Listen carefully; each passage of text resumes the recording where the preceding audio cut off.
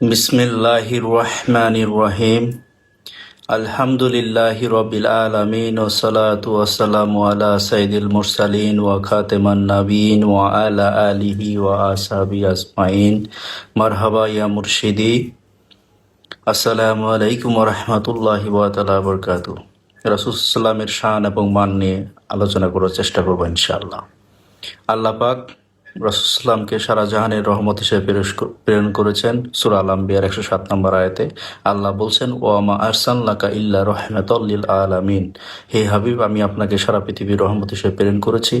আল্লাহ রাসূল সাল্লাল্লাহু হচ্ছে রহমতের চ্যানেল এবং উনি দুনিয়াতে আগমন করে সেটাও রহমত, তার কথা রহমত, তার জীবনযাত্রা রহমত, যা কিছু আছে সবকিছু হচ্ছে তিনি রহমত। আল্লাহ পাক সর্বদাই তার ফেরেশতাদের নিয়ে আমার রাসূল সাল্লাল্লাহু আলাইহি ওয়াসাল্লামের উপর দরুদ পাঠ করেন এবং মুমিনদের দরুদ পড়ার নির্দেশ দিয়েছেন সূরা আযাবের 56 নম্বর আয়াতে। এবং আল্লাহ পাক পবিত্র কোরআনে কখনোই তার নাম ধরে সরাসরি ডাকেননি।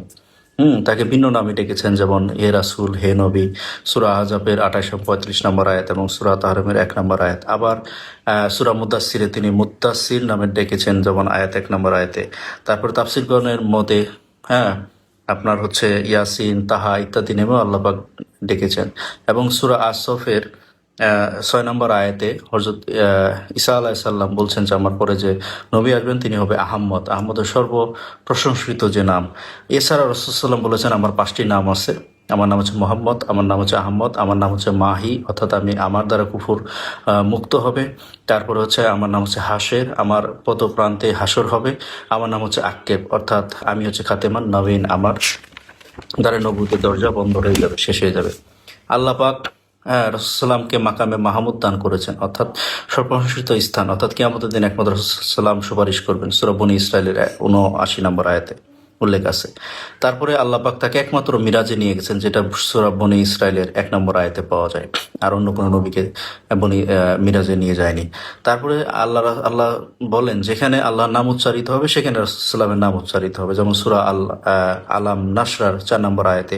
তাফসীরবিদ বলেন যেখানে আল্লাহর নাম উচ্চারিত হয় সেখানেই পরপর রাসূলুল্লাহের নাম উল্লেখ, যেমন হচ্ছে কালেমা শাহাদাত, আজান, নামাজ, যেখানেই যাবেন, হজ, যাকাত, কবর, হাসর, মিজান, যেখানেই যাবেন, যখনই আল্লাহ পাকের নাম উচ্চারিত হয় তারপর রাসূলুল্লাহের নাম উচ্চারিত হয়। এবং আল্লাহ পাক রাসূলুল্লাহকে হাউসে কাউসারের পানি দান করেছেন, সূরা কাউসার 1 নম্বর আয়াত। এবং রাসূলুল্লাহ বলছেন এই কাউসারের যে প্রশস্ত বা দীর্ঘ হবে সেটা 1 মাস গিয়েও শেষ হবে না, এত পরিমাণ দীর্ঘ হবে। এবং সর্বশেষ নবী, অর্থাৎ সূরা আযাবের 40 নম্বর আয়াতে আল্লাহ বলছেন আপনি হচ্ছে খাতেমান নাবিয়ান, অর্থাৎ আপনি শেষ নবী, আপনার পর আর নবী আসবে না। এবং মহান চরিত্রের অধিকারী, অর্থাৎ সূরা আল কলমের 4 নম্বর আয়াতে আল্লাহ বলেন যে আপনাকে উত্তম চরিত্রের অধিকারী হিসেবে আমি প্রেরণ করেছি। এবং মেরাজের রাত্রে তিনি সমস্ত নবীদের ইমামতি করার সুযোগ পান, এই জন্য তিনি হচ্ছে নবীদের ইমাম এবং সর্বশ্রেষ্ঠ। সহিহ মুসলিম এবং তিরমিজির হাদিস। আর কিয়ামতের দিন সর্বপ্রথম হচ্ছে জান্নাতে প্রবেশ করবেন হচ্ছে আল্লাহ রাসূল সাল্লাল্লাহু আলাইহি ওয়াসাল্লাম, অর্থাৎ সহিহ মুসলিম শরীফের হাদিস। তো এটা সংক্ষিপ্তভাবে ব্যাখ্যা করলাম, এরপরে বিস্তর আলোচনা সুযোগ পেলে করবো ইনশাল্লাহ। অর্থাৎ আল্লাহ পাক রাসূল সাল্লামের শান এবং মান এত বেশি করেছেন, আজিম করেছেন, যার কোনো শেষ নাই, কিনারা নাই। আল্লাহ পাকই ভালো জানেন। আসসালামু আলাইকুম ওয়া রাহমাতুল্লাহি ওয়া বারাকাতুহু।